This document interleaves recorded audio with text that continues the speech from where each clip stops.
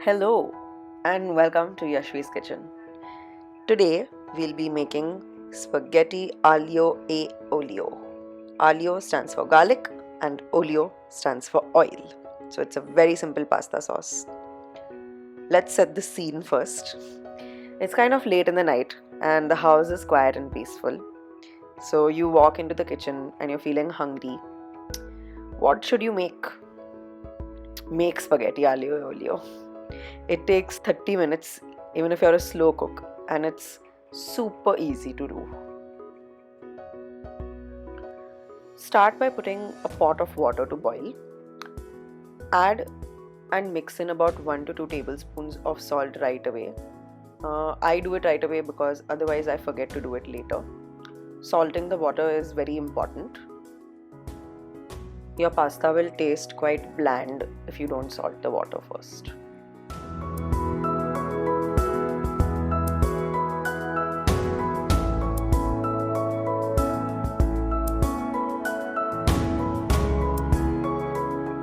While your water boils, get together a few cloves of garlic to peel and slice.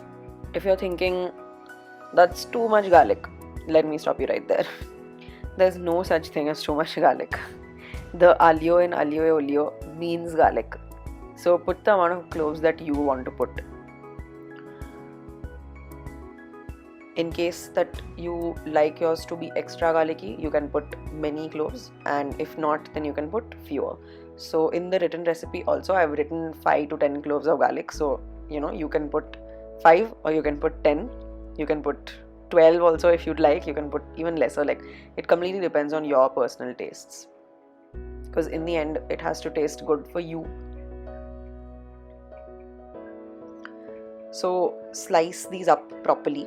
Don't make them way too thin, but don't make them too thick either. It just has to be a middle ground of slicing.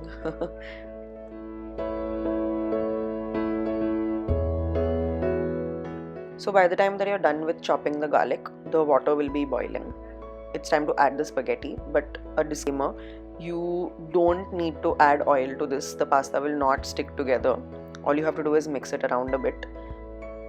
And please don't break the pasta also. You just need to push down the spaghetti as it softens inside the water. The amount of spaghetti you should be putting is about 100 to 150 grams. This is a portion size for one person because it's aglio e olio for one.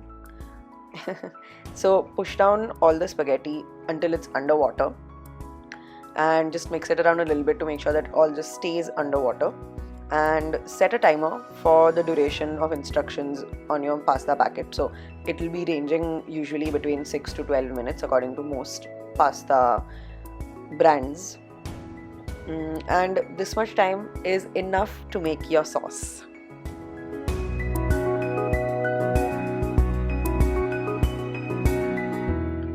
So for the sauce, you need to start by adding some olive oil to a saucepan and then putting it on medium heat.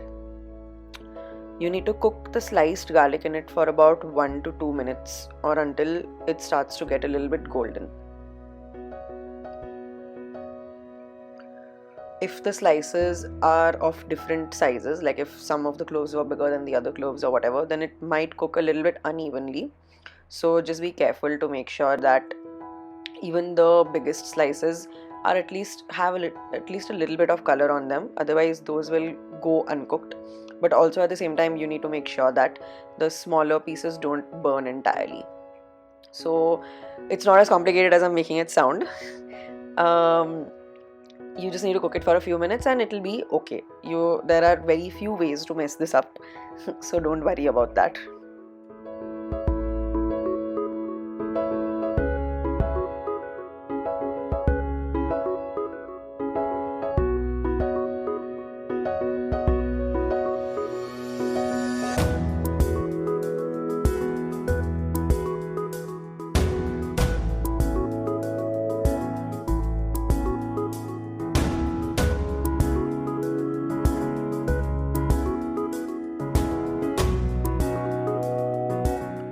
So once the garlic starts to get a little bit golden, put the heat on low, otherwise the garlic will burn. And you can add chili flakes and And so usually traditionally people only add chili flakes and salt, but I like it to be more spicy, so I also add cayenne pepper. You can even just add a regular mirchi powder to this if you want it to be spicy. So once you do that, mix it together and squeeze a splash of lemon juice into this. Since it's just for one person, don't squeeze the entire half of the lemon, just put a little bit.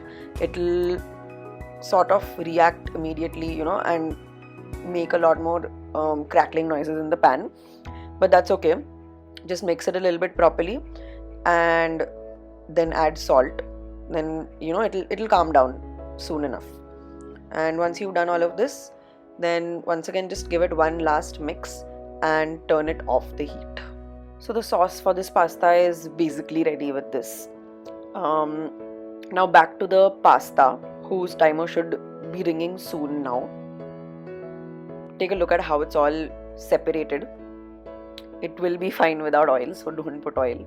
And once it's ready, once the timer rings, just put some of the pasta water in a glass before you drain out the rest of it, because the pasta water will be needed. It's always helpful to keep extra pasta water to bind the sauce together.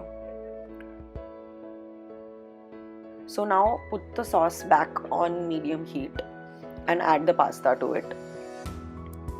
You can add a little bit of pasta water to it, but don't add too much. I would recommend adding a little bit to it to make a better, more cohesive sauce, but really don't add too much, otherwise you'll have to keep it on until it all evaporates for a very long time. So mix the pasta into the sauce vigorously to make sure that everything is coated well, since there's not much to coat, right? So you need to make sure that everything is completely well coated so that all of the oil and everything is incorporated into every single strand of spaghetti. And watch me bravely attempt my pan flipping skills, which clearly need more practice.